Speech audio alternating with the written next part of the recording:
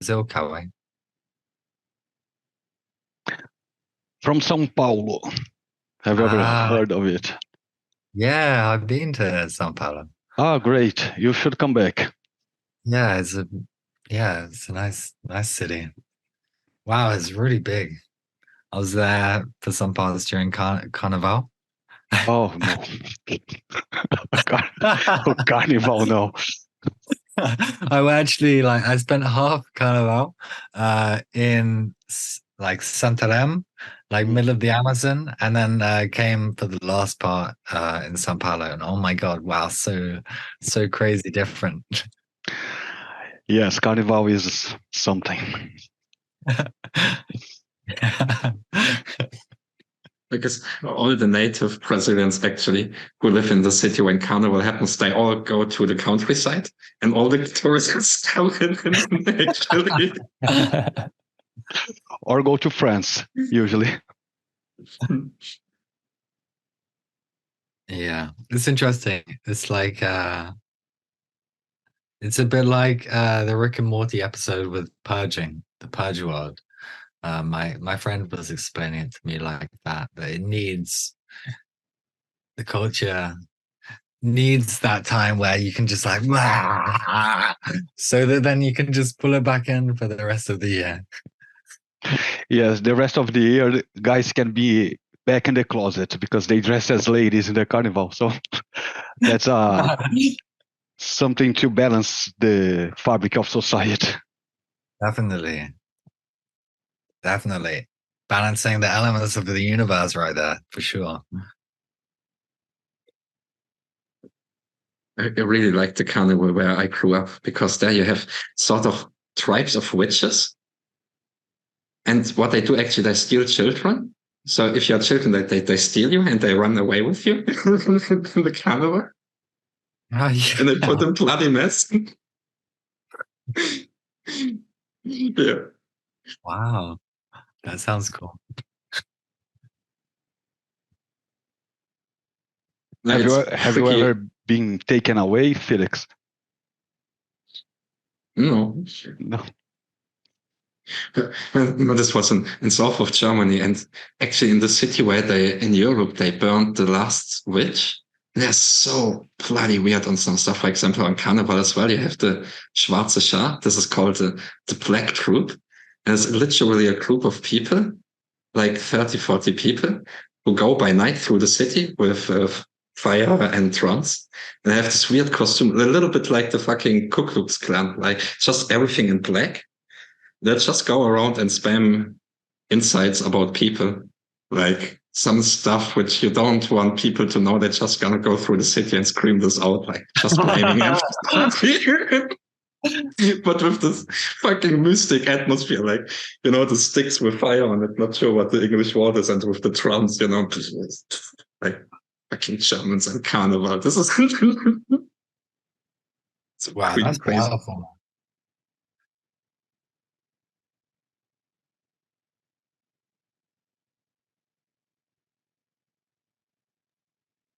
I'm admitting everybody. Is there guidelines for that? Oh, no, you have co-host and the call started, so everybody who joins green room, waiting room gets thrown in. Yo, guys, welcome. Hola, mi vidas.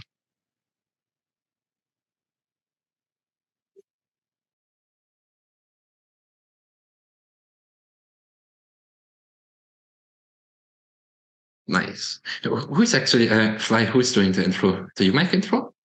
Yeah, I'll do the intro. Yeah. Nice. David is doing intro. Yeah, To tell you guys already, today we keep it on the ground, very open, very cozy. So definitely. Thank you all so much for coming to Deep Funding Town Hall. Yay! I just want to check that the recording is going, Kawe. Cha-ching! By consent. Yes. All set. Yeah, nice, man. Hey, thank you so much for coming, guys. Today we have Deep Funding Town Hall. I'm going to share my screen for you all to see the little presentation. Here we are. I'll just start with a little introduction about Deep Funding Town Hall for those of you that are here for the first time or would like a refresher. So Deep Funding Town Hall is an initiative by the SingularityNET community in collaboration with the SingularityNET Foundation. It aims to establish an open online place for the Deep Funding and SingularityNET community. So good to see you here. After this, we'd love for you to stay in touch with SingularityNET. Here's the link here, Deep Funding, and the AI Marketplace. Now, today we have a main room topic discussion, which is understanding Deep Funding community, led by the ambassadors. And before we hop into that, we're going to hand over to Felix to give us the lowdown on some news. So, Felix, take it away. The boring thing, news and updates. Nobody's actually really interested because everybody knows already. Yeah, I read this already somewhere. Don't bother me again. No. Today, Deep Funding Governance Round 2 closed, which is actually quite a nice thing. Moving forward then in looking what the outcomes there are and how they will be implemented in Deep Funding Round 3. Then one sad news, don't be surprised if you don't get responses from Raphael. He had a car accident by the end of the last week and is recovering right now. So if you don't get responses, it's not because he doesn't like you, but because he lost himself and should definitely take care to recover that. Wasn't an easy accident, so I think might take some time for him. So also from this side, then let's calm down a little bit. Let's not spam or whatnot. Raphael, when he's coming back here, he will dive into thousands of methods. Yeah, nice, welcome. Then other updates. No, that's it actually, I think, so far from update side. Or did I miss something? Then it's like, yes, there's a most likely Roadshow asked if we can mention this, but not exactly sure what to mention because I think the date is not fixed yet. But the SingularityET Ambassadors program is launching a CIP 1694 workshop, which is funded by the founding entities of Cardano. Really nice to see this happening and hope to see you there as well. Especially because some of you are CIP 694 hosts as well. I think Mauro, Kawi, Sebastian, there are quite some people around here doing stuff already on that. But yeah, really nice to see this happening at SingularityNET as well. And that's it. That's great. Thanks, Felix. Yeah, I think it's a great lead into our discussion today. It's so good to see this kind of interoperability of people and skills between ecosystems or the same ultimate ecosystem, right? And this is, I guess, what we're going to have a discussion about today in this main room. Felix, would you like to say some words? I also have a few words in mind, but you're very good at introductions. That's what you think. No.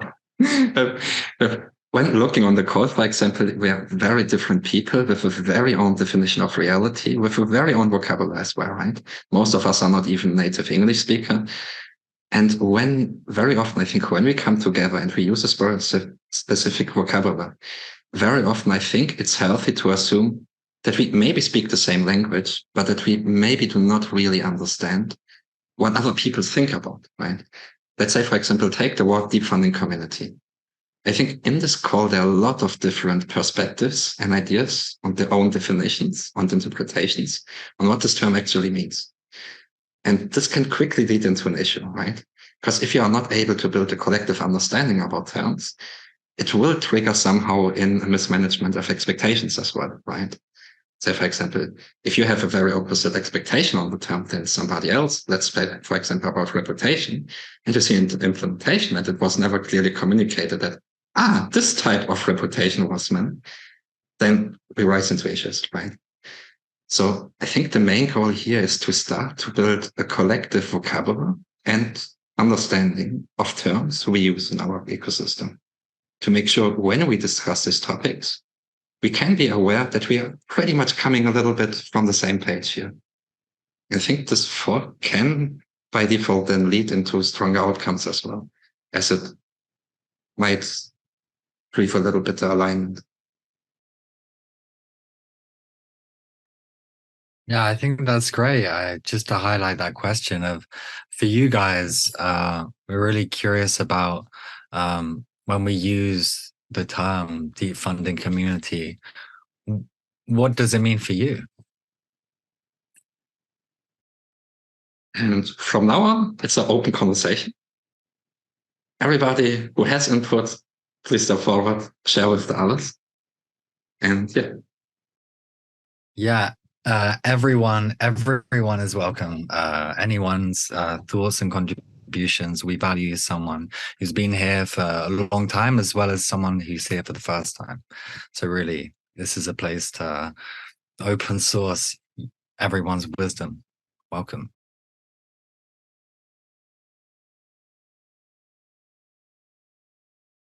So the question is, what is for us the deep funding community, right? Okay, deep question. So let me think a little bit more the answer.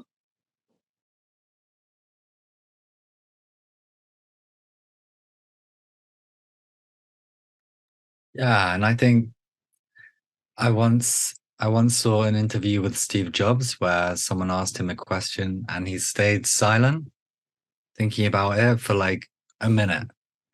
I think it's something, yeah, we don't need to be afraid of, to just like leave some silence and just think on this for a bit. Because I think it's a big question, you know? Definitely. You know what? Let's take 1 minute silence from now and just think about it. Don't think about your answer to it. Don't think about what you will respond. Just think about it without any context to the conversation. What does it mean to you?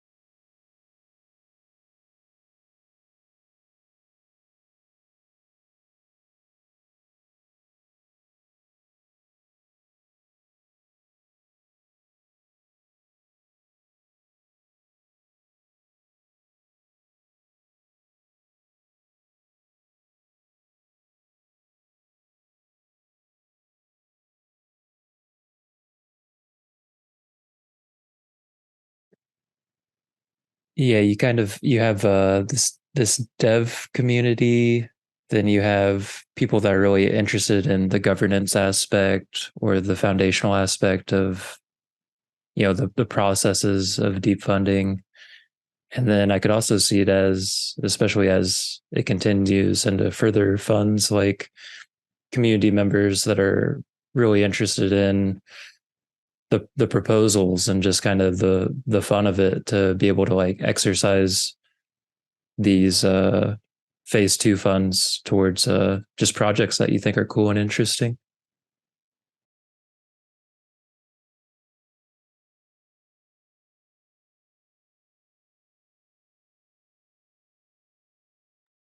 Yeah, please go ahead, Mara.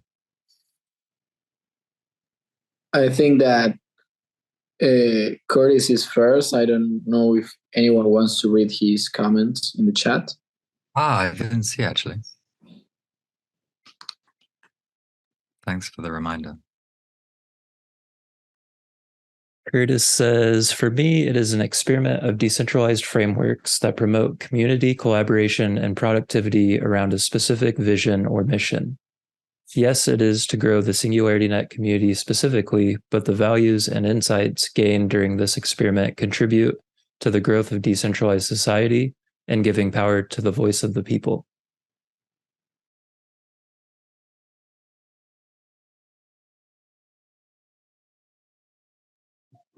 Maybe for me could be the place when beginners and pros meet each other to start this path in the singularity ecosystem. If we think this as a long-term thing, how I see it is that Deep Funding community will be the first onboarding thing for devs, community members, etc., to start seeing what's happening in Singularity, what is Singularity. So it's going to be the Deep Funding community, a small portion of Singularity's community biggest, but the first step in this journey.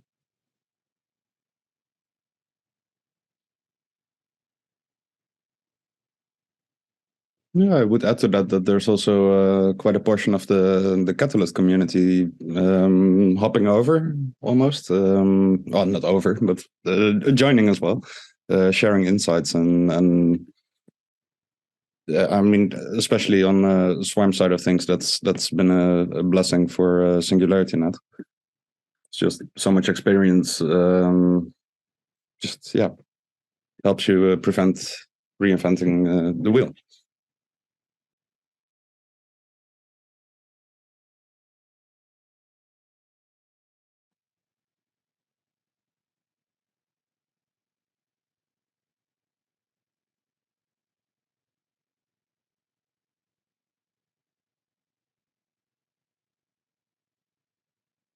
Perhaps if anyone who has been involved, perhaps got some funding in the last round, perhaps this could be a question for you guys. Have your ideas about the Deep Funding community changed since your inception into the community, or have they developed somehow?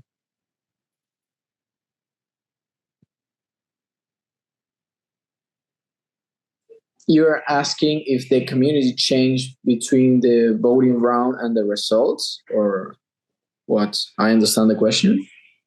Between your entrance into the community and now? Sure, indeed.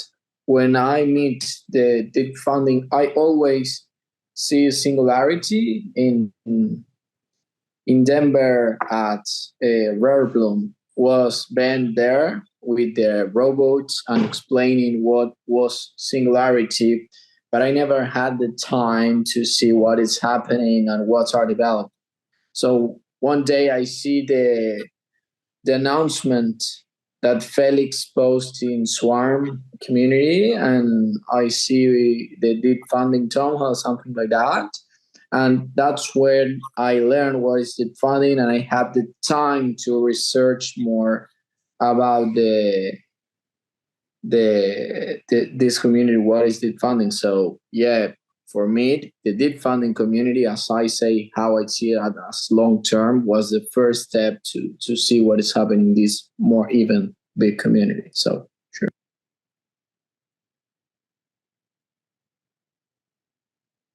So for me, I would say, quite similar to Moro. A lot has changed with respect to what I do know about Deep Funding. Similar, I think Felix posted it on the Swamp.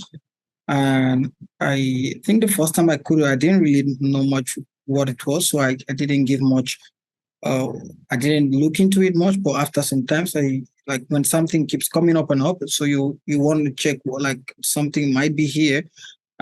Probably that's why it's given this much prevalence. So I had to do my own homework, and I found out it was a space that speaks to a topic that I'm quite interested in, the whole decentralization, artificial intelligence, and all of that. So that was just what I knew. I didn't know much about it, but now I would say a lot has changed. I realized that so we are not just here to talk about AI, which was what I felt at the beginning. I just felt like whenever you come to the town hall today, we're gonna be like talking about just one topic about AI, and then we just start ramping our head around, and probably that's what fascinated me. And I was like, I want to see how that's feasible and how people are building a community around that. But coming down, I think I found beyond that, it's a real viable community where people are interested with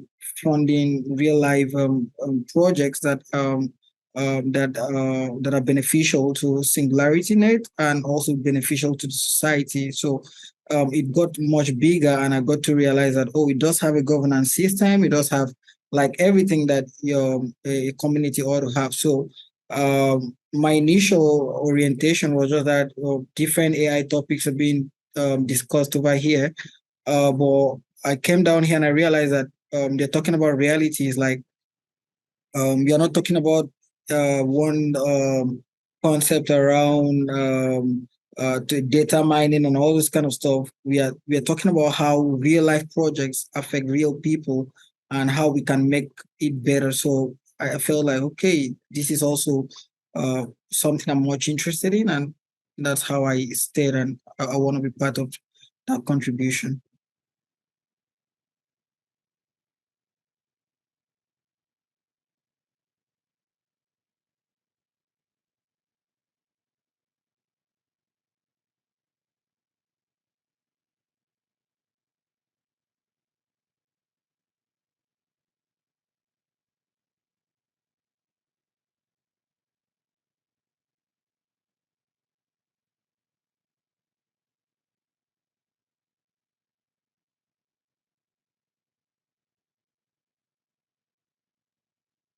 Nice. Are there any questions that you guys have about the community? Are there things that you don't know that you would like to find out?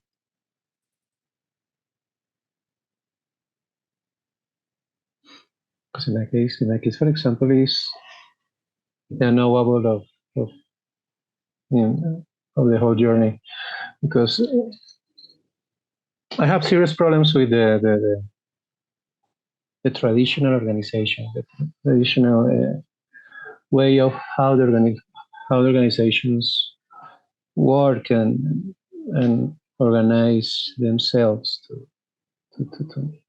take it, to make decisions and make things. And I think independent of deep funding, this currently is taking place a kind of reevaluation of those structures, those traditional structures. And you can say anything about AI, about specific things, specific topics. Nobody in this room knows everything about this thing. Nobody knows anything about it, because we are together. We are trying to do things bigger and interesting things and new things. And this when you do new things, it's fascinating. Yeah, that is very interesting. On some level, we are, so different in that way. What do you guys think is the glue that holds us together as individuals forming a community here? What is your glue keeping you here?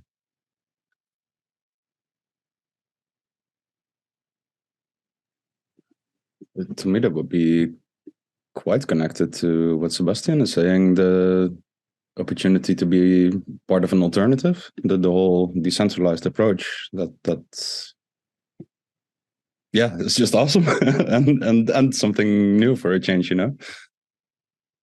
That's the strongest for me.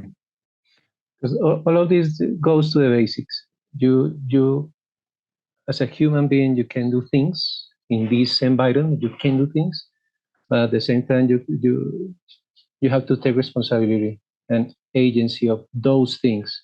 And in the way you try things and take responsibility in that relationship you can do. In some moment, your table is full of other things and other collaborations and other fascinating things to make. It's incredible.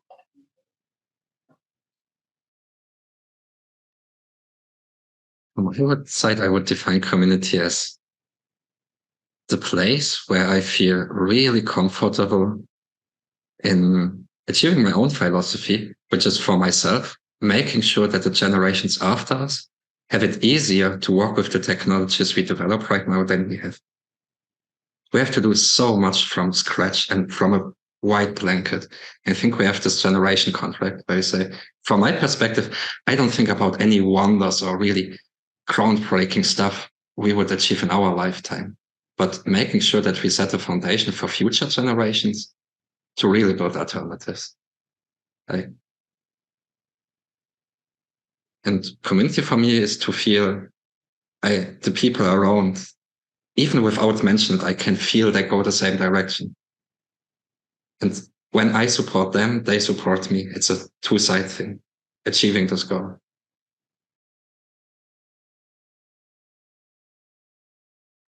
Regarding what Felix say, I'm really glad to be here and I also feel comfortable, but I'm also proud that all of we have different opinions and different perspective. And this is an example.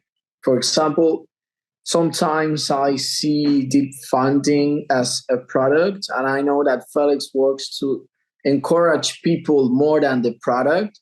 And that's the way we grow, because with these two different opinions, these two different perspectives, it's all a combined thing, a combined power, a combined effort that push up a deep funding community, singularity community, and everything here. So that's what I really love. And I really feel comfortable here with such different opinions.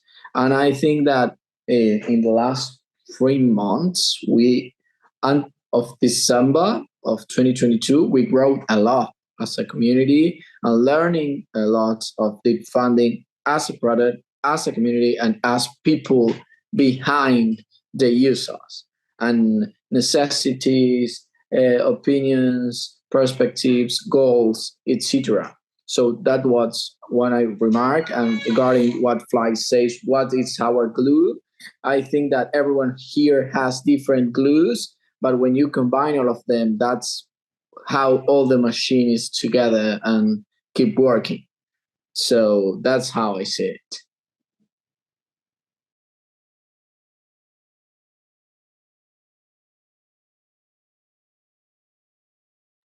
Great stuff, guys. Guillermo, if you're not up to date, we're just having a discussion right now about a deep funding community and trying to understand what we understand from the deep funding community. So we're talking a bit about our definitions, what we think is right now, what we think is the glue that holds us individuals together as a community.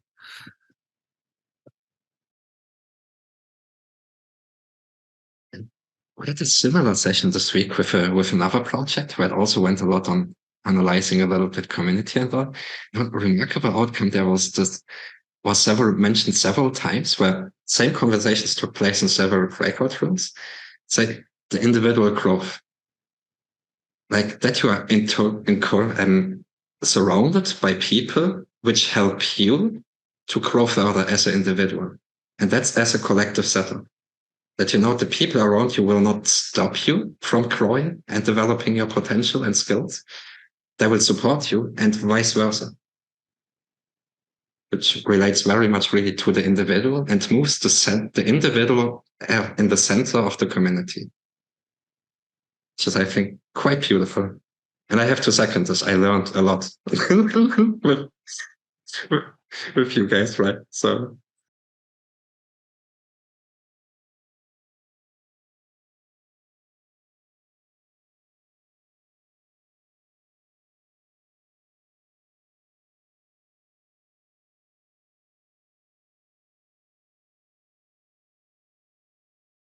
Well, it's a recording. I don't know if we can stop it just a second because I want to ask something to the community. And so, Felix, Okay. or okay. Kawi, my two stop. So I think just with what you come, so just what you presented is a perfect bridge actually then to the second part. So yeah. It's great stuff, man. Really, really nice. So, Felix, would you like to introduce the second part? We just did? No, didn't we? Okay, second part. Now, after we gathered some nice ideas from everybody here, and thanks a lot for sharing. I marked them on my report. We'll share the board later as well. After gathering some ideas on, okay, what is our understanding and speaking about community? I think we might not got a total definition out of it, but I think we are able to see already a little bit, okay, this is the perspective, and each of us already by default having a certain adjustment and alignment on this already with your own definition of it. The second part now is about what could we envision to improve and to support the growth of the community. Mauro just supported the idea of visiting the Cardano Summit by the end of this year, which is hosted by Cardano Foundation, and where SingularityET Foundation is also sponsored. But maybe, Mauro, you would like to take this. No, but before that, I want to ask what you guys think about what is going to be the focus to increase the deep funding community. Do you want to focus on catching people virtually or in person? Because I have an idea to submit in the next deep funding round about this, to have an event, to have a workshop to catch people. Because in my opinion, sometimes in the Singularity community, it's a double barrier because you need someone that understands the blockchain and after that understand what is AI. So we, for example, in this kind of events hosted by Cardano Foundation, that Singularity is the main sponsor, maybe we can catch some people that understand blockchain and explain what Singularity is doing and generating real value with people in person. But maybe the next step of the community is focusing on catching more people virtually or in Zoom or in the engagement of the portal. So it's very important for me to know this regarding to the next round, to maybe post a proposal about this, to do it, to make it happen. But I want to know that what everyone thinks here.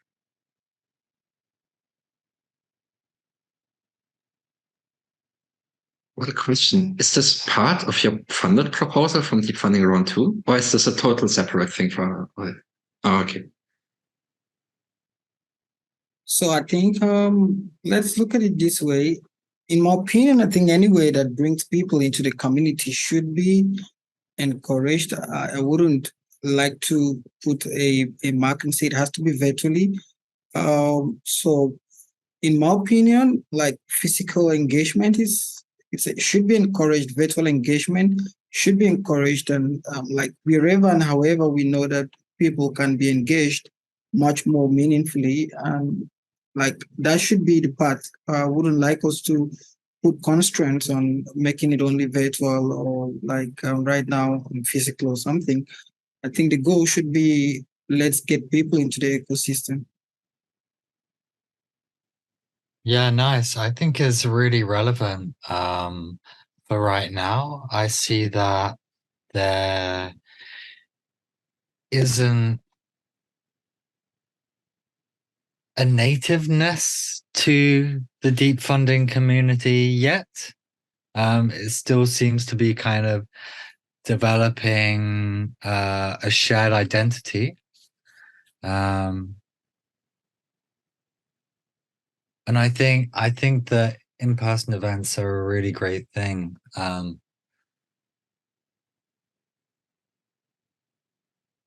I'm not a dev exactly, but they're like from going to conferences, and that's where I connect most with people, and to on some level develop cross collaborations with our community. Like I see that there are so many great projects which got funded, which I'm sure are useful to each other in small ways. Yeah, it's almost too much work as an individual project to scout out all the other projects to see how exactly they can become useful.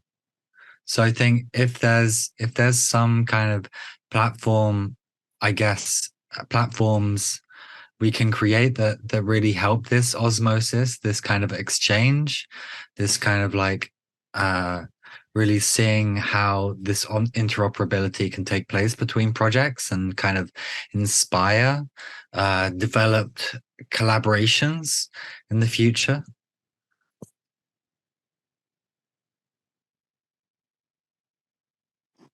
I was reading what Corey sent. He said, I love person pens. It's just unfortunate that it cost me about 6 months of savings to get there. Yeah, it's true. But I have the opportunity to meet some people of the community in real life. I know you too, Felix, and I want you to tell me your experience, for example, meeting Alex, but the connection is different and you can explain even better. So, for example, if with this proposal that I'm thinking and I'm regarding to round 3, we can catch in a huge event or the most important event of Cardano, that Singularity, I say it again, it's a main sponsor, at least 10 people with 5 devs and 5 community members, etc., will be a huge success. And I think when you connect with someone in person, it's more deeper. I don't know if you think the same, but yeah, so bring them to here and this Zoom discussion. But let me know your opinions. I would love to do here. First place is, it's, I think, really a good idea, though not the first time that stuff like this comes up. And for example, I put a link here about that. In Catalyst in early days, there were whole challenges of building community hubs around the decentralized innovation funds. So own pools only for this, right? One major issue, what happened, is very often the stuff started and nobody thought about developing templates a little bit, like pilots, how to actually run something like this, to build a certain knowledge and share this knowledge amongst each other to say, okay, because what happened here, a lot of proposals get approved. And I think in Fund 5 and in a later fund, the same challenge was there as well. Though there wasn't any earned collective understanding on how to organize virtual and in-person meetings in this regard. Like with Swarm, we did a lot to introduce people to how to run virtual workshops, right? How to use the tool, how to do this, how to do that. We don't have the same capacity in the community usually when it comes to in-person meetings. I think it's great to build up this capacity and simply to know, hey, we have a sovereign community, which is not able to run great virtual events and workshops, but also go into in-person stuff, right? I think what we can do is looking really more on this way of developing some sort of templates, blueprints, where you say, for example, one of the values what you can do is setting up, for example, the booth there and everything. Another massive value would be to document it well and to communicate back what have been your key learnings here. And how can others who also want to organize in-person events can benefit from what you did for them, actually? So much more looking on this more larger section and not breaking into silos then where it becomes insanely difficult to extract the knowledge now. And yeah, as a long term, as we are talking, I see this as a huge test for the next hubs posting in Deep Funding. And I know that the Singularity Foundation wants to build their own events and this kind of activities. I know that this could be a huge opportunity also for the ambassadors to get rewarded by these in-person events. So I want that could be the first test. But yeah, as a long term, will be a huge opportunity to post this kind of hubs in Deep Funding. For example, I want that if I'm going to present or at least organize this workshop, everyone here help me with the slides, what words say, make a video of all the founded proposers and community members to present it and share it with the people who are there to expose more and to everyone get involved of that idea. But yeah, that's the main goal, as I say. So let's see what happens in the next round. But very glad that you like the idea. So I will see how to ultimate details and make it happen. Yeah, Mauro, I think we are probably touching on something that might be a game changer for the community here. The fact that the community needs to break down, we need to decentralize a lot more and engage with real people. I think probably I'm trying to just sense the temperature of what everyone is saying, and I think probably that's like something I'm reading out of what we're saying. And I think if that's what we're saying, I think that's quite true. We need to get closer to the communities. We need to engage people physically, do a lot of physical work needs to go. So there's an extent to what we can do virtually, but when people meet real people that they can communicate with, real people that they do trust, the community gets to build, and you may be surprised. So what may happen is we decentralize in a way that we can as well come together as well. So people now begin to adopt the philosophy, the ideology by themselves and interpret it in their own context and in their own demographics. So probably students can take Deep Funding and interpret it in a different manner. And when they want to interpret it, they interpret it as a club. So maybe people from Africa, for example, may take it and they want to interpret it, for example, and they interpret it into something like a communal stuff. Because when people take an ideology and a principle, they interpret it in a way that that resonates with their own structures and cultures. So, but this can't happen except we engage people physically and allow people. So I think moving forward, what I'm seeing that we are saying is people need to start adopting the philosophy. We need to come up with someone talked about the nativeness somewhere. We need to come up with a constructive nativeness that defines our collective persona, and then begin to engage people physically in a way that they begin to adapt it by themselves and interpret it into different things according to who they are, according to their group. So, like I said, students who take it and interpret it as a club, another person who take it and interpret it as something else, but the goal is still the Deep Funding community.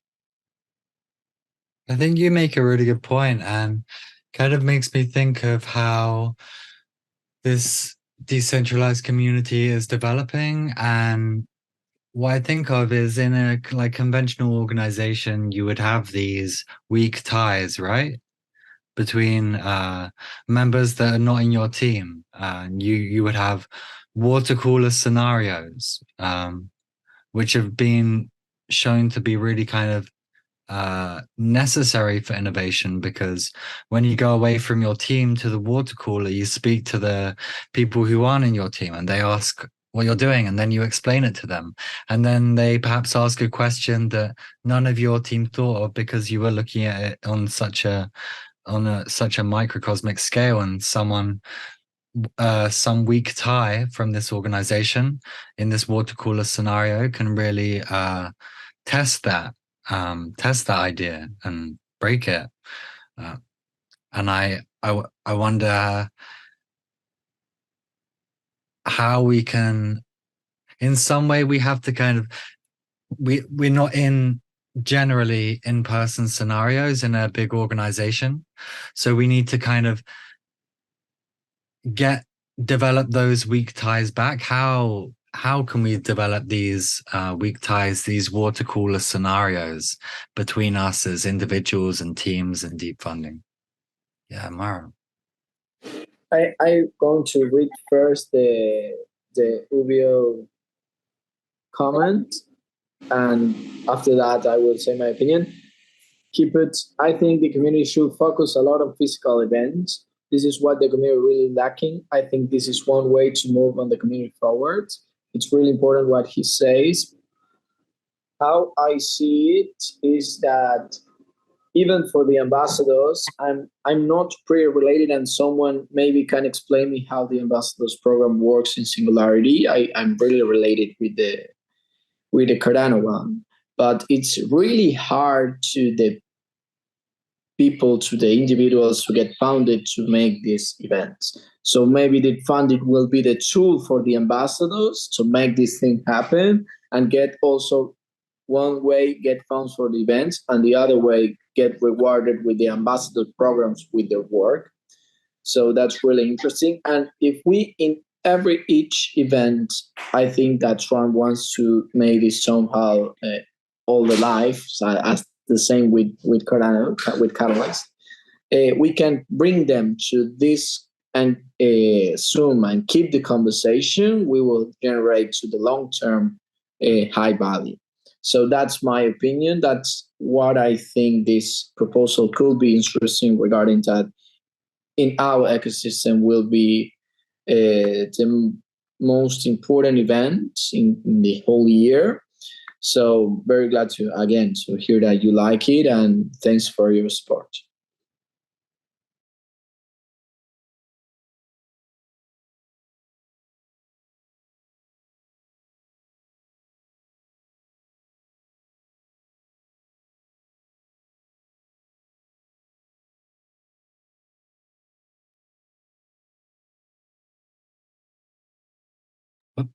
Yeah, nice. This is great stuff, guys. We're coming up to 10 minutes to. Do we have any big questions that we have about this topic right now that we need some minutes to dive into? Or any more reflections? This really forcefully leads to the question, because let's say, for example, assume we would have some people recurrently setting up events in person, whatnot, right? Like, quite agreed. I know it's difficult to get something like this funded, especially when you have to apply for funds each funding round and you don't know, okay, it's just one way not liking you and voila, whatnot. And to say, how fast is this leading actually to some sort of roles for deep funding? Because one thing I think what is quite interesting when you look on Project Catalyst, one key to its success was the amount of roles in which people have been able to engage.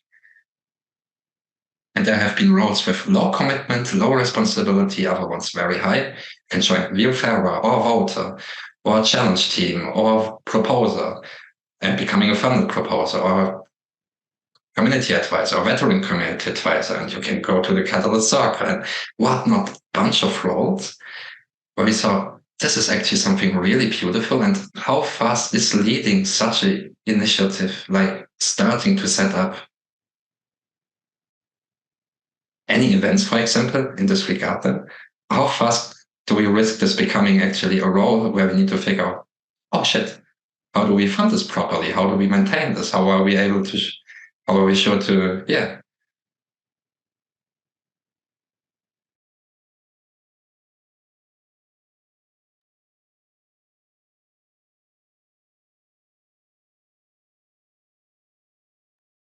Yeah, that's a great question. In a way, you're trying to figure out how to fund more opportunities of giving away more money, right? So it's tricky. Or if I can put it another way, like how to get the most out of the money that's being given away.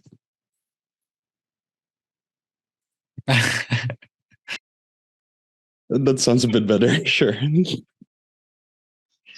So I just kind of a question on that comment. Couldn't we all define, right, what that looks and what that's represented as differently?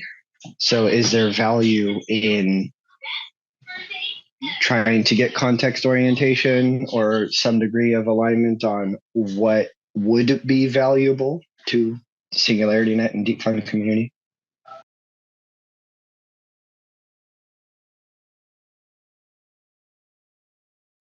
Can you put the question in the chat to make some reflection about it? Will do.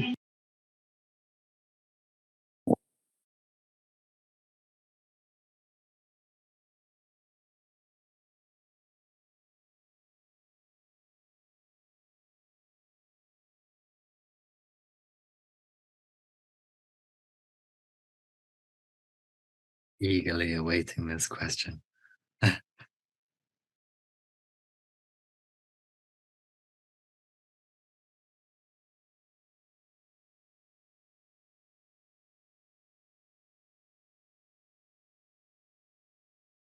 mean, in terms of,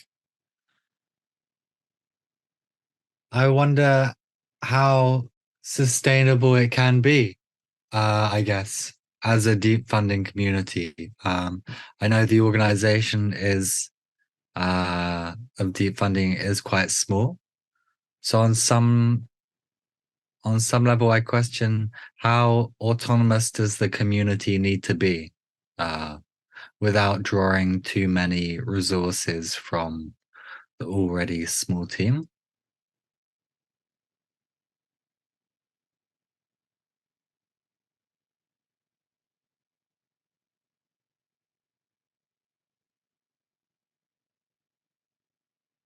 Or perhaps that can be purely facilitated in a decentralized way through the funding. And in that way, on some level, that needs perhaps more structure, whether that be from a decentralized community perspective. And if that isn't given to us as, or suggested as a framework, is it up to us to come together as a community to develop that framework? I mean, is that in a sense what is kind of required? I mean, often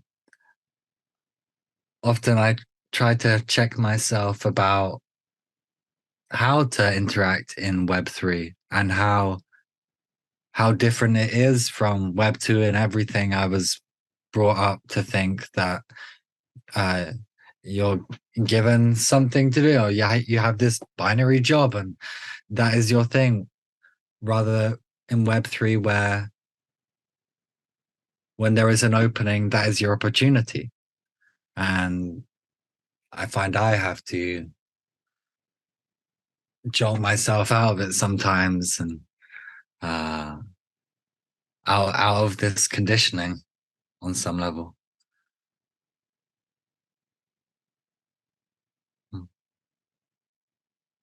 Yeah, please, Mara.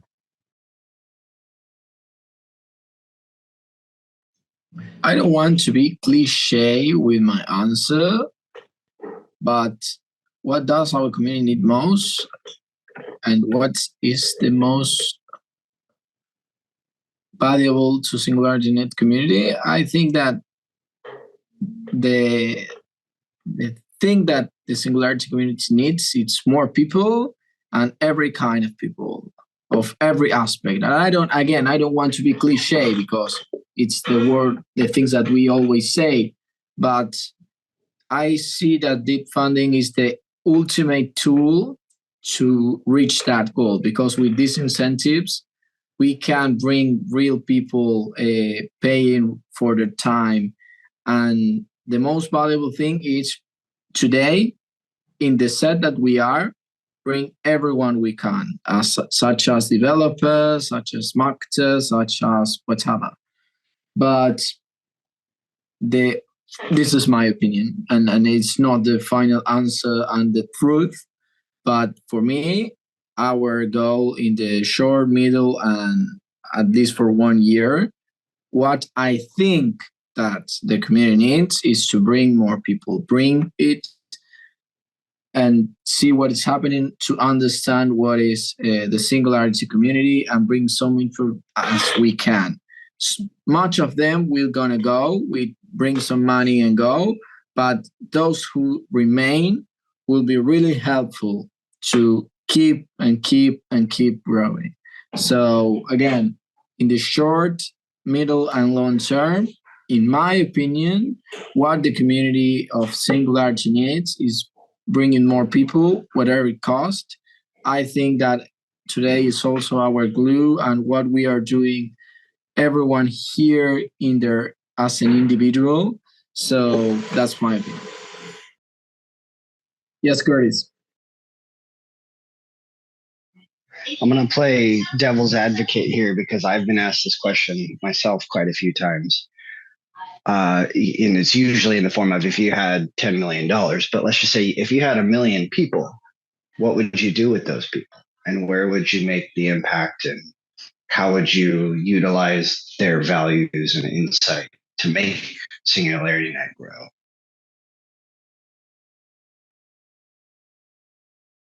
I would love to share a thing there. Most of you know Dorg Arash. He was actually the guy building up Project Catalyst from its inception. And he joined the decentralization summit of SingularityNET as well on Terra 3. And he provided some of his key learnings on how to grow actually community on innovation funds, right? And he has some really good stuff there. One, for example, is, this roles, right? So they have value adding roles to add this. And there was another slide. It was not this one. Betting the farm. Yes. This is his main criteria, actually, in order to grow a decentralized ecosystem around specifically innovation fund. First, ensure repetition. Community knows there's a fund 1, then it goes on with fund 2, fund 3. They can prepare themselves and they know, okay, follow-up is coming, right? You can start and you can stick around, which also comes a lot to the predictable funding then, right? Says the community have to know, okay, you can start the first proposal now and come with a second improved one in the next funding round and so on. And this is how you build up your project step by step, right? For example, how often does a community gathers? In meetings, for example, right? Coming together, discuss stuff, building alignment, building collective knowledge. Insanely important. Then you need a decentralized treasury. You need some sort of reputation, meritocracy, contribution. It goes with reputation. And in the best case, you are able to establish a growth pact between the ecosystem and the contributors, right? Where the community knows, okay, I'm here part of something. There's a pact emerging pact between them. In the best sense, it would result in some sort of connection and meaning, right? I put a link there as well. Definitely encourage everybody to listen there because Dor has shit lot of really good experiences in this stuff. I think sometimes we just need to listen carefully. Yeah.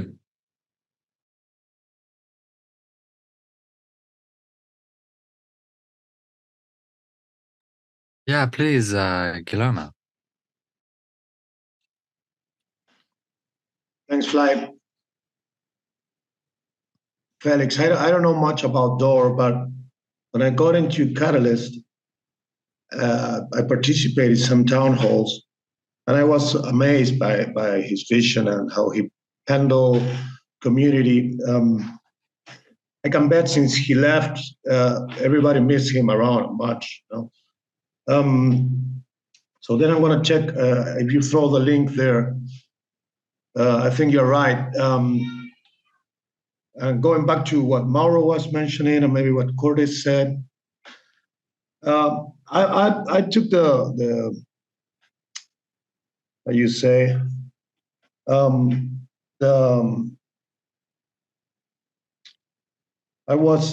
took notes a lot when I participated on gatherings and the community.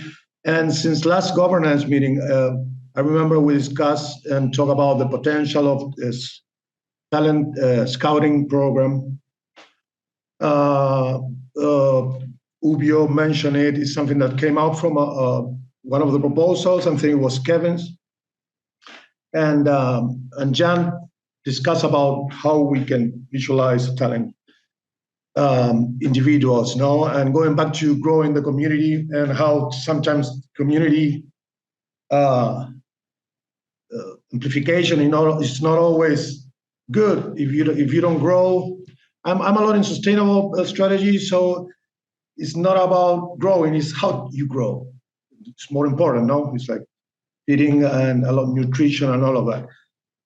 So yeah, it's.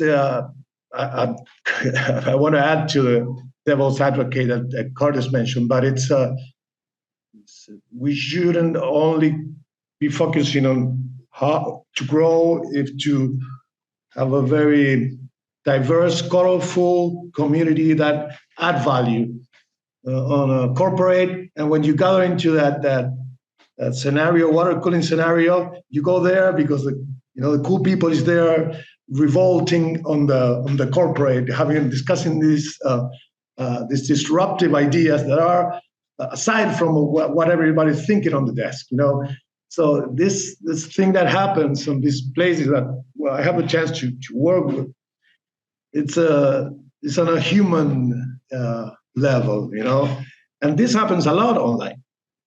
And that happens a lot also in the rooms after we dissect the town hall. Sometimes we go into this cool, deeper conversation, something that for what my understanding on last ambassador meetings, a couple of days happened on each group. So that's very nutrition. And only that, when you look talent, you look people or young individuals or developers or marketers or people to grow the community. Maybe it's a good thing to have a strategy on how and where to, because other thing, and with this I finished. I know you guys, with Mauro, we are from the same country. We know some people around, same people. And something I mentioned before, people from the community and the ambassador are the key holders. So these are the ones that open the gate or the door to other people. And sometimes sharing this is not what a lot of the people from the community want to do, because they want to keep this little cow, gold cow, like something that will come to me, that the visual of the duck from the golden eggs and all this stupid thing Disney put in my brain. But this is like something that is pressure that brings sustainable income for a lot of people. They don't want to share it. And growing a community of knowledge brings a lot of conflict of interest, if you want to put it some way. So when you bring bright people, people that have the knowledge and are not afraid to share it, is where this goes, grows in a healthier way. You can fill up the room with people, and maybe it's something that you need to be careful how to do it. And so I that's why I took the admission to write this proposal for the governments and on the general pool about looking for the right people to grow our community. Again, I'm finished with this now. About growing is how we grow. We need to grow healthy, but it's really important to have the people, the right people in.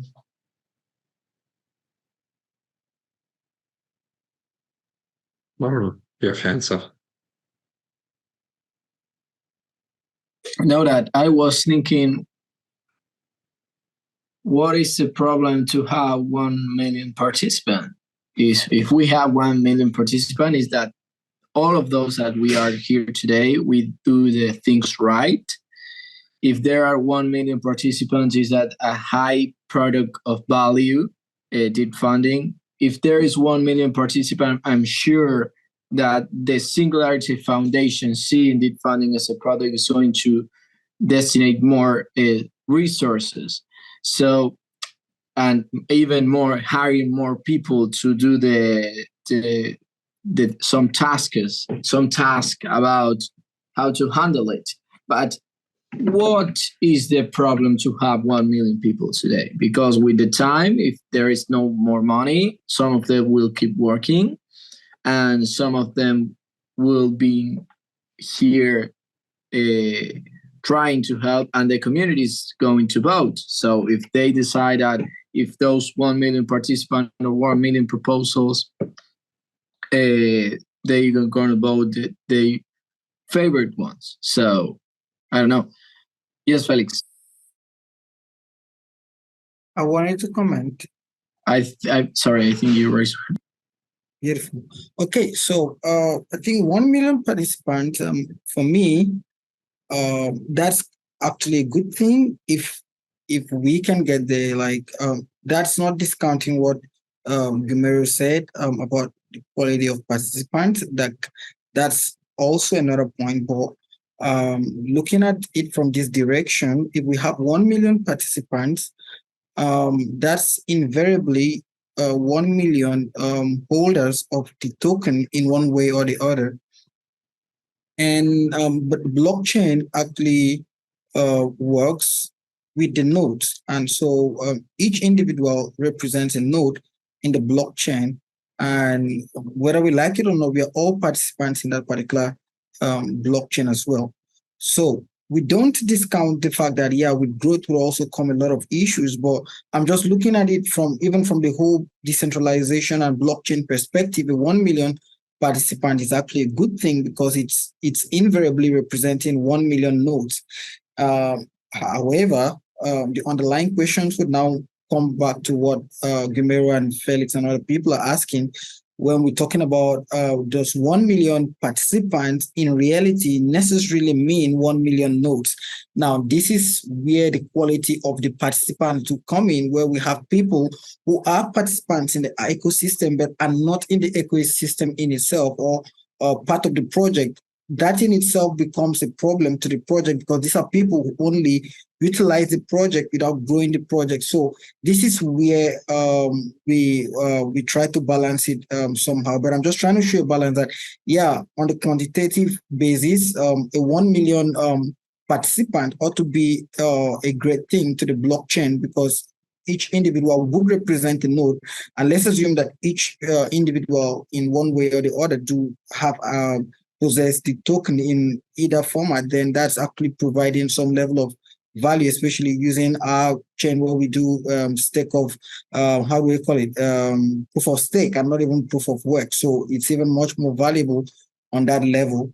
But again, the question now is, does 1 million participants necessarily mean 1 million active nodes, which obviously we can't say yes to.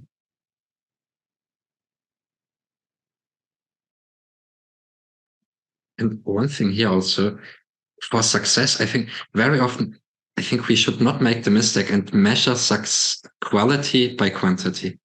1 million doesn't mean a shit if this 1 million doesn't have any idea what the thing is actually about. I would prefer 10 people who know very well what the thing is about and let them do their stuff than 1 million who have very much no idea. I think what is quite remarkable, also in our ecosystems, not only in Catalyst, when you look, for example, on Polkadot or on the Mina protocol, what is quite interesting to see on the beginning, you have exactly like with us, you have a natural growth. People come, they join once, they join twice, they submit a proposal, they give some first feedbacks, they become a proposer, they become a funded proposer. The project grows, and this natural growth until I don't know exactly what is the switch point, but there is a point when ambassadors, referrers, all this stuff become totally unnecessary. The project has developed so much that itself becomes ambassador, a scout, and a referral, right? It's able to attract so many people simply by its program that individuals are really not needed anymore, actually, right? And now you have a problem because now it's switching into an uncontrolled, accelerated growth, which nobody can control, which means your system runs out of performance. The community is growing faster than the system, which is able to operate it. And then you're running behind. So I would also say to this 1 million people, I would be afraid of thinking already right now about 1 million people. Maybe, let's say, when we do it right, maybe in 4 or 5 years from now, we would have so much stuff to do to actually ensure this. And much agree on what you said before, Guillaume. I think how to grow, right? Are we able to develop a culture which maintains this growth and protects this growth as well, of becoming, let's say, in a position where you suffer from your own success, right? Yeah, to add to that, Felix, what you're mentioning or you're describing is organic growth.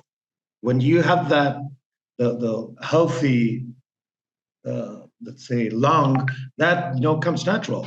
That people at Catalyst at the end got educated about the proposers before them. So the nurturing and the education on how to participate, that came natural to young and fresh proposer on Fund 7 or 8, because there was all this path, this road already, an experience about the community involved that was already online and on the blockchain for people to go and search and understand.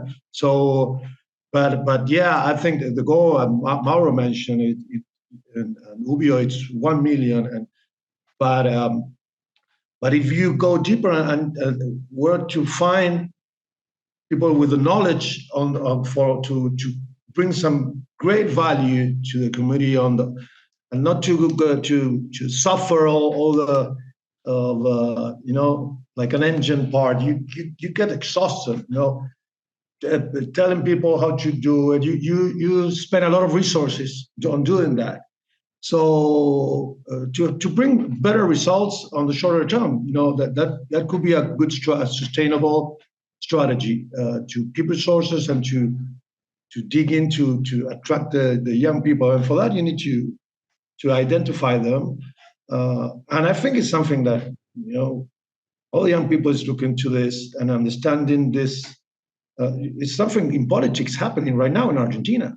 And this guy that is coming to have a liquid democracy, people are saying, fuck this middleman. Let's bring everybody that have a good idea for a law, put it on the cloud, and let's vote from our phones. We don't need. So this is really, it's the way to go. So there's a lot of great and creative people around, and so yeah, it's like music. You can have a lot of people making noise with instruments, and then but if you dig a little bit and you put 5 or 6 or 10, and they know what they're doing, then you can be a million, and you're gonna be on tune, say.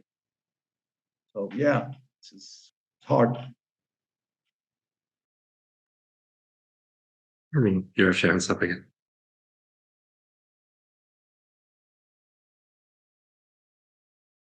No, it's only a reflection, and of course that 1 million is just a concept and an idea, an ideation.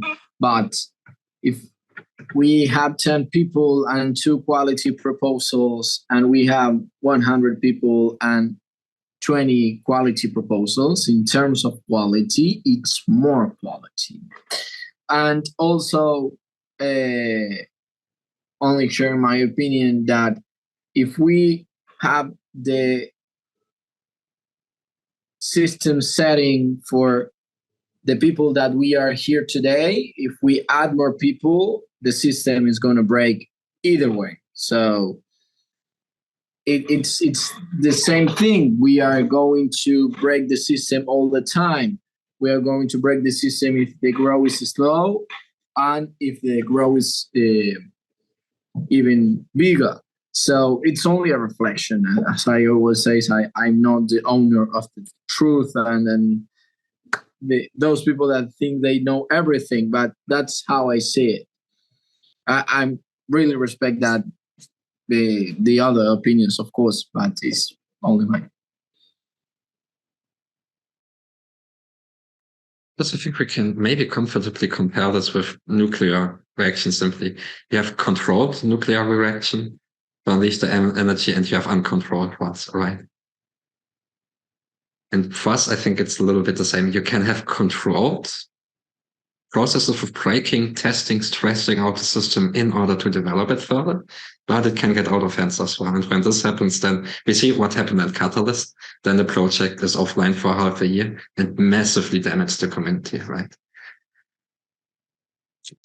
But for me, the mistake there is that when you have a massive growth, you need to have a massive investment or of resources and people to keep the track on that growth.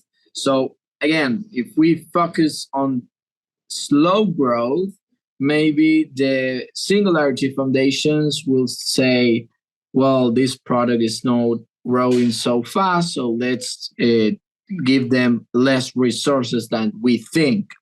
So if we have a huge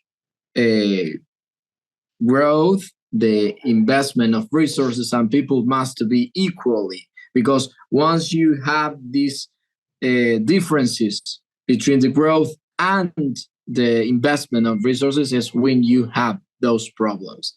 Again, only my opinion. You know that, Felix, I super respect you, and we have this different in this kind of things. But yeah. Hey, just to add, maybe because for my commentary didn't want to. It's not saying no to the million. What I'm saying is where you look for the talent, you're going to have the results. So it's not about looking for the results and the time invested and the results and the resources. You finally have an analytic analysis from the results. You don't go, it's not only about quantity or quality, it's about results. So all of these variables add to what is the result of all these people, all this money invested, all this time, all these IP calls and all of these variables. So what I was mentioning, trying to add to the conversation, maybe we're all talking about the same thing from different angles, is to have a sustainable and healthy growth. Maybe it hits a big number on the next round, and it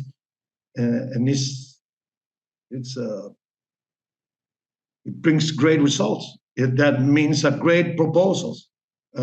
So yeah, just adding to what you were mentioning, Mauro, it's I think we're talking about all about the same. It's not about how we grow.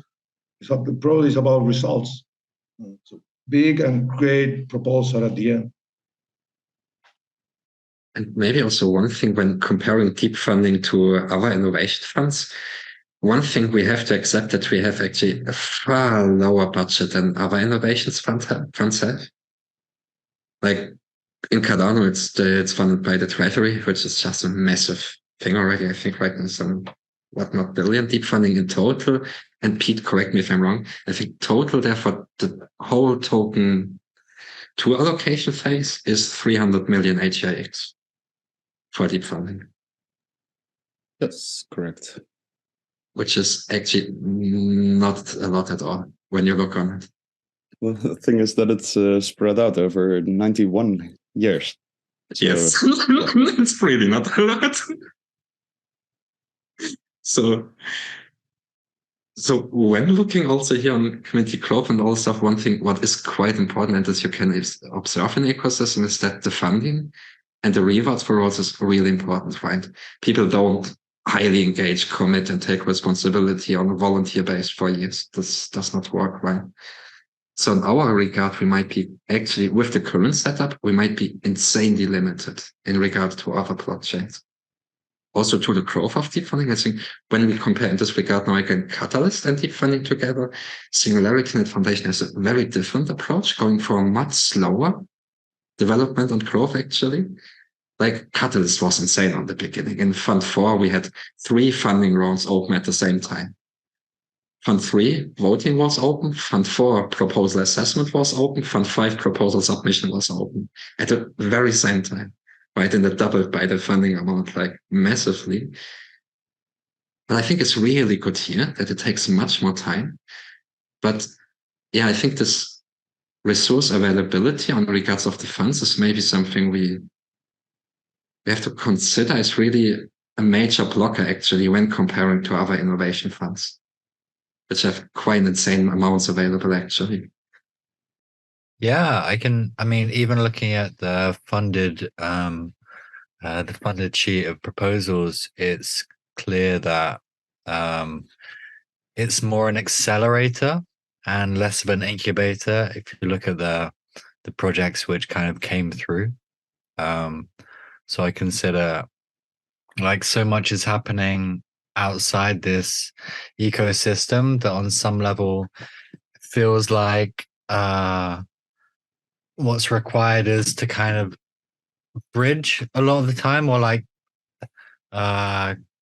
make use of, rather than, oh, I have this great idea that to start from the seed. I mean, it's a great consideration about the amount of funding, and I think this probably impacts it quite a lot.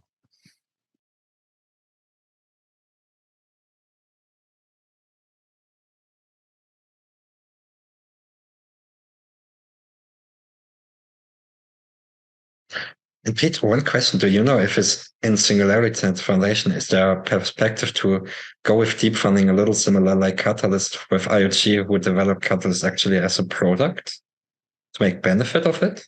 Or is it much more like a non-profit?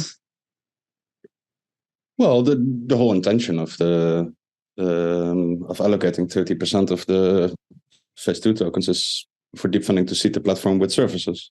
So that in itself is the main goal. Putting incentives for developers to upload, to onboard their services to the marketplace. I wouldn't say there's no profit directly. I mean, when the platform is seeded with more services, then indirectly that is profit, but yeah, not exactly. Because that's one part what is very different to Catalyst in this regard, right? Let's say, for example, you are in deep funding, it's like when you, let's say, build a very successful service, I think there's a certain threshold. I think after 1,000 or 10,000 clients or users, something like this, or after a certain threshold of revenue, 5% goes back to deep funding. I think something in this lines. That's not a hard requirement. Part of the rules and requirements stipulate that don't stipulate anything like that. To be straightforward, it's just suggested that if you want to make your proposal more convincing to the community, you could consider these kind of kickback mechanisms, but it's not a hard requirement at all. Okay. Optional. Cool.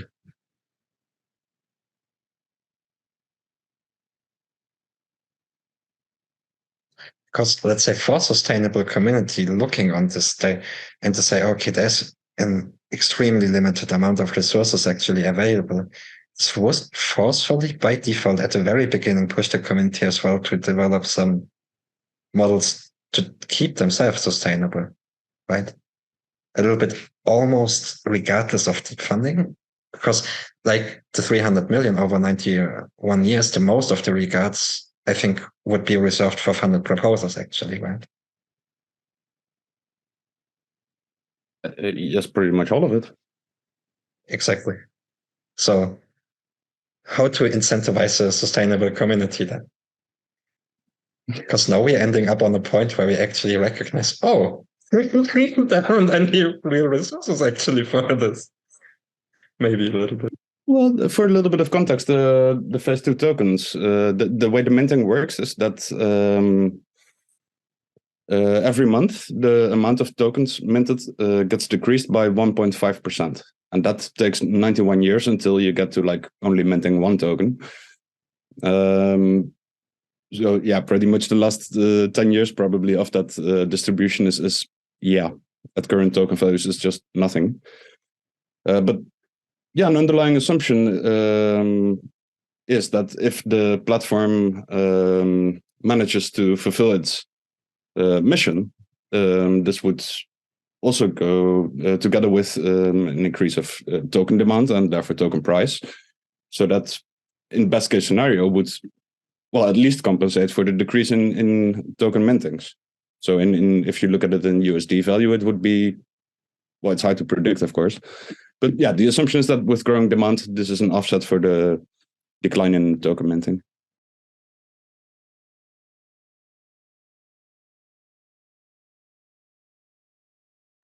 Really good to have you in call speed. You're just like a working library. Yeah.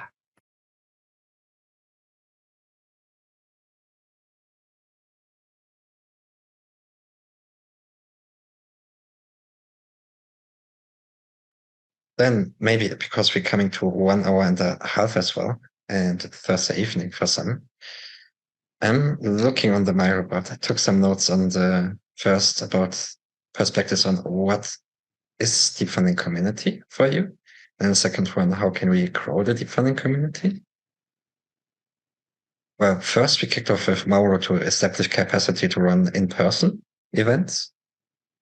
So leads directly to the question how to fund these events, and maybe also to add a goal to generate event blueprints on how to run such events, with some links to scale-up Cardano community hubs, where a lot of funded ideas actually can be looked into. They might be very insightful.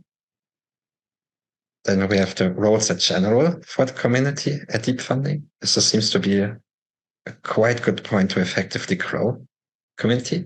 It was mentioned scouts already, because I think this was a part of our conversation.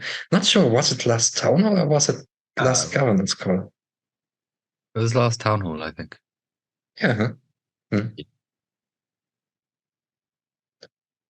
And it was mentioned that it's quite important as well to say, okay, it's great to grow, but also it's great to know how to grow, because running into the conflict of data system can grow too fast as well, and can lead to situations where you're not able to catch up anymore with the growth of the ecosystem. Your tools are running out of capacity and things can become quite quickly then static. What else do we have? Systems.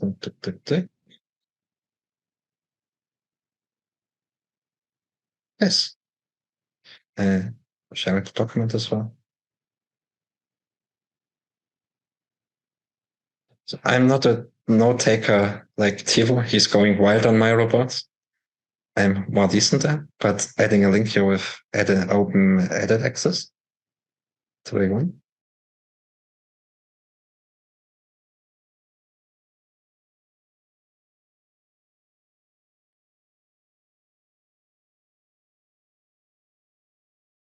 The last question, what we want to take action out of the call here. Something low hanging, we could see, maybe this can be done into the direction we just spoke about.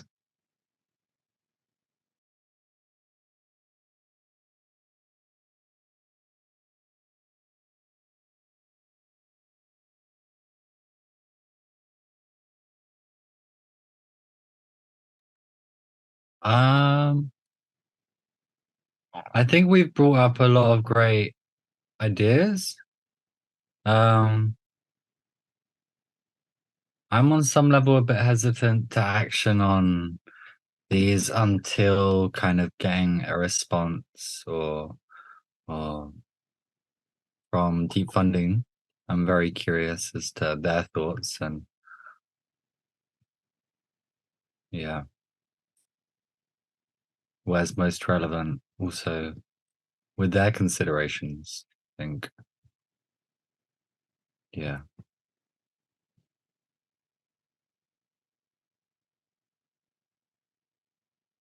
I don't know if it's in our mandate. I mean, like, well, maybe it's another time to check in about the Web3 mentality and kind of, well, when there's an opening, how much do we want to, as a community, action on it? Because from my perspective, I was not envisioning forcefully any decision makings here. Was he really just thinking about the stuff, ideating on it? I don't think that we actually have at this point any mandate to push for something. I think the mandate we can take for ourselves right now is defining a little bit, yes, the terms maybe. I think something like okay. What I could do is just taking the notes and trying to wrap them into a really short document to say, hey, we had a conversation and these topics seem to be very matching through the participants here on what we think about a community is at deep funding context. Mm-hmm.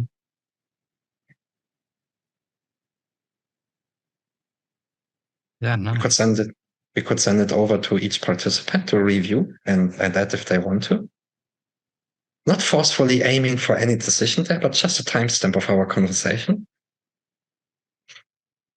So, yep.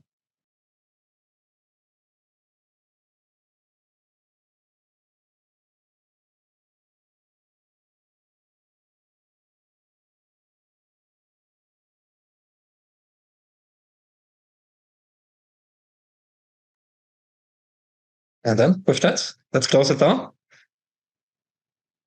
Hey, it's been such a great session. Thank you so much, guys. Your input is so valued. Yes. It's been Next one, guys. great.